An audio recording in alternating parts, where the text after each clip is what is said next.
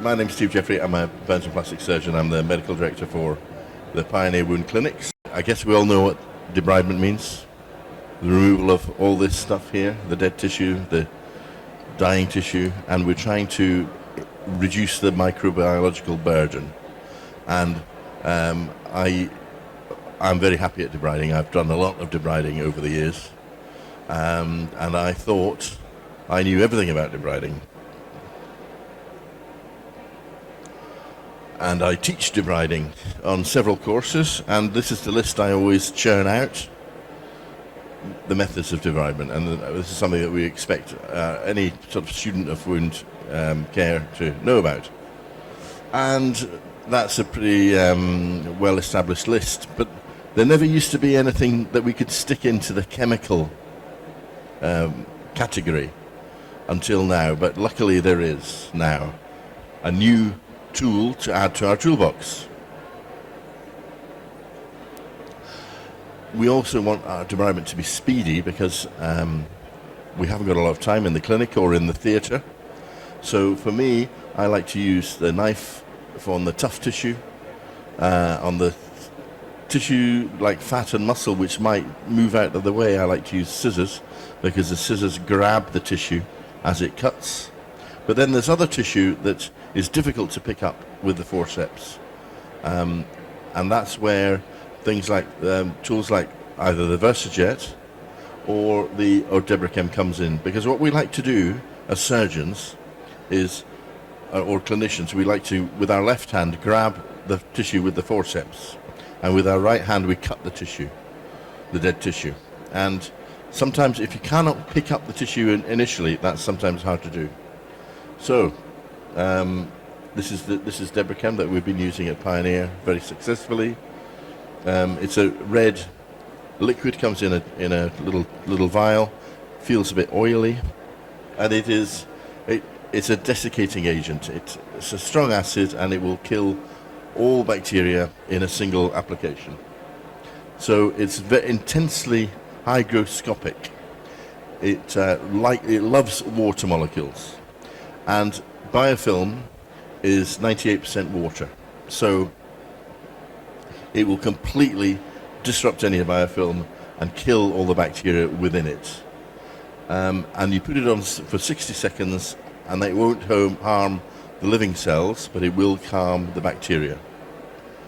It is painful to apply, so there's ways around that, and EMLA cream is one of those ways around it. You only need, it says on the packet of EMLA that you need 30 to 60 minutes, but we found that 10 minutes suffices in an open wound, because I guess the 30 to 60 minute thing is for intact skin, and if the wound is open, the EMLA can get in there more quickly. So this is just a video showing what it does. So, yeah, bacteria are responsible for a lot of our delayed wound healing. They like to live in a biofilm, which protects them from the outside world, but it doesn't protect them from DEBRICHEM. There's the biofilm there, and the bacteria, they love being in the biofilm. But if you apply the DEBRICHEM, it will attract all the water, it'll dry out the bacteria essentially, desiccating that. And in doing so, the remains of that biofilm will actually carbonize and will turn brown before your eyes.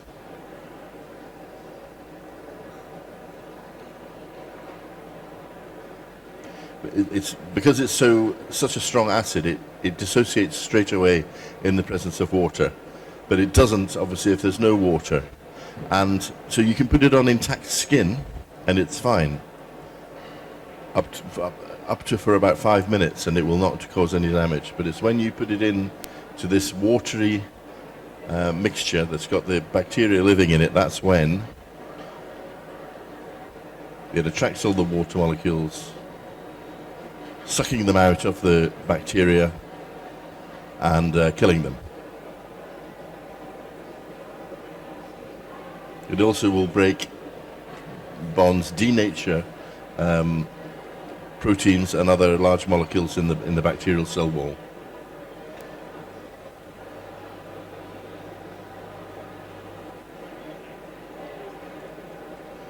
You can see the desiccation going on, the bacteria dying.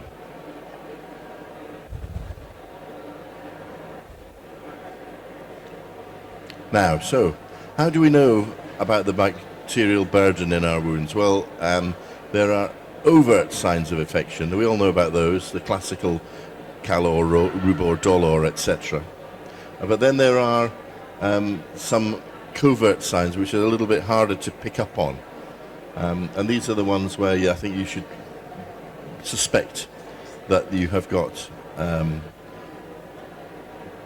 bacterial bioburden causing a problem, particularly if the wound is failing to progress. And here we have a schematic of it being implied. So make sure the patient is in a comfortable position, and if you can, try and get the wound to be uppermost on the body, not facing downwards, but facing up, because you're going to be pouring this liquid in, and if it's upside down, then that's not going to work. So you're going to clean the wound as you obviously do in every dressing change anyway, so nothing new there, but make sure it's dry, because you want to get rid of the excess water so that it's dehydrating the biofilm rather than any residual water. Then you put on your EMLA cream. As far as I'm aware, EMLA is the only local anesthetic product licensed for put on a topical wound. If anyone knows of any others, I'll be happy to try them. But the L4X product is not licensed for use in broken skin. So you've dried it. Now you're going to shake the vial, and the more you shake it, the more liquid it becomes. So it just helps it turn into a liquid, and then you're going to apply it. You're obviously wearing gloves, and if you don't wear glasses, then you're wearing eye protection. It's probably a good idea now to be wearing gloves and eye protection in for all wounds, but you don't want to get this stuff in your eye. And you can see that it's being put on the wound and the peri-wound. Now remember that the peri-wound is where there's a lot of bacteria often hiding in the peri-wound, and they can repopulate the wound if you don't debride them too. So it's had 60 seconds, and then it's washed off, and then you're going to put on your next dressing. So we did a 21 patients in 2 weeks, last 2 weeks in December. You can see the standard kind of patients, some smokers, mostly overweight, and a lot of comorbidity. So these are, I think, the probably kind of patients that everyone will recognize. These, most of them had venous leg ulcers, but some of them had post-traumatic wounds, but these were people that were already on our books for slow wound healing for other wounds. And the wounds had been present for an average of 22 months and had not reduced in size for at least 2 weeks, and all showed some of those overt or covert signs of wound infection. So in terms of the results, so this shows you the granulation tissue, the increase in the granulation tissue, and you can see that the green increases from 31% at the start to 59% at week 3. I've portrayed that slightly differently here, and I think this is easier to understand. You can see the increase in the granulation tissue, maximal about the 3-week point, and then the wounds which were static now have resumed their reduction in size. That's just showing the percentage area reduction, the rate of change. So the rate of change is maximum between the 2 and 3 weeks. Not much change in the exudate levels between before and after. What was interesting is the pain. This is something I did not expect, because when I first planned this study, I was a little bit worried that it would be painful for the patient, and that might, exacerbate things. But quite the opposite, actually, in that we had some patients who were very, very painful before the DEBRICHEM treatment, and then that pain went completely after the DEBRICHEM treatment, which seems a bit weird. And I remember one particular patient who was taking 8 tramadol tablets a day because of the pain in his wound, and I was a bit worried about treating him. I thought, oh God, are we going to make this worse?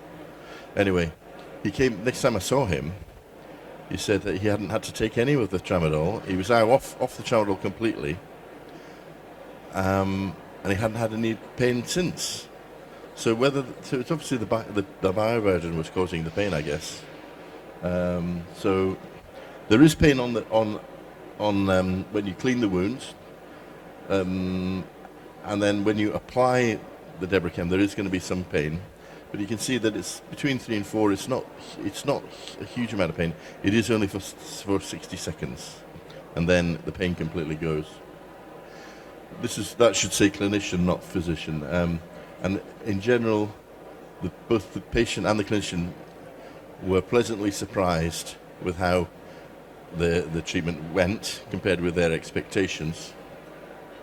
So I'll just show you some cases now. So this is a man who had multiple infections, and he wouldn't let you debride his wounds because it was too sore, which is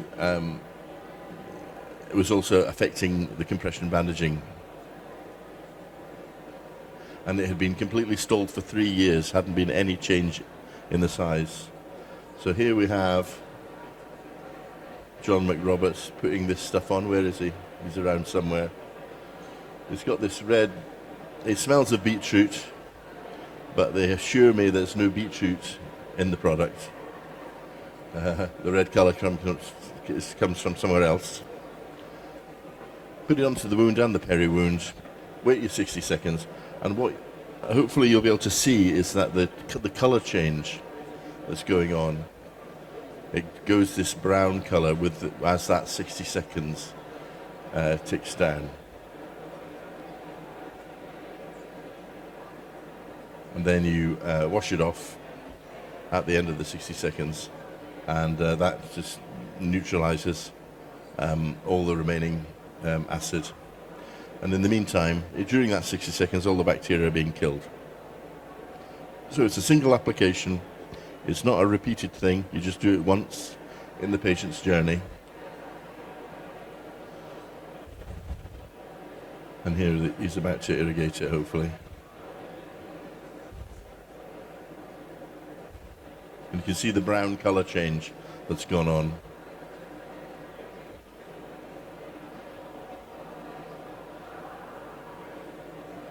There we go. So we'll just take some more. Let's take some more reviews of some pictures. So this wound here, look at this. I would struggle as a surgeon to debride this wound, because what can you pick up with your forceps? And it's sort of a bit out of control, really. All that, it's so inflamed. It's a very, very angry wound. That's after the application of the DEBRICHEM. There we go. See him next time in the clinic. It's beginning to lift off. And then it's now this lovely beefy red granulation tissue. And now this wound is quiescent. It's no longer inflamed, and it's on the road to recovery.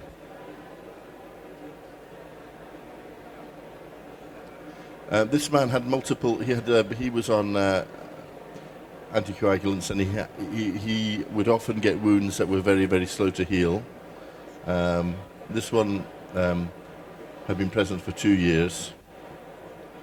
So after the DEBRICHEM, And you can see we managed to get him healed. And likewise, another angry wound. I think I would find this difficult to debride, and yet a single application of the DEBRICHEM gets this wound on the healing trajectory. Again, look at the wound on the left. It's angry. You can see, you know that there's a big bacterial burden just from looking at it. Yet after a single application of the DEBRICHEM, now it is quiescent and it's now able to heal. I mean, I could have taken a scalpel and excised this, but a single application of DEBRICHEM was able to do that for me. And you know,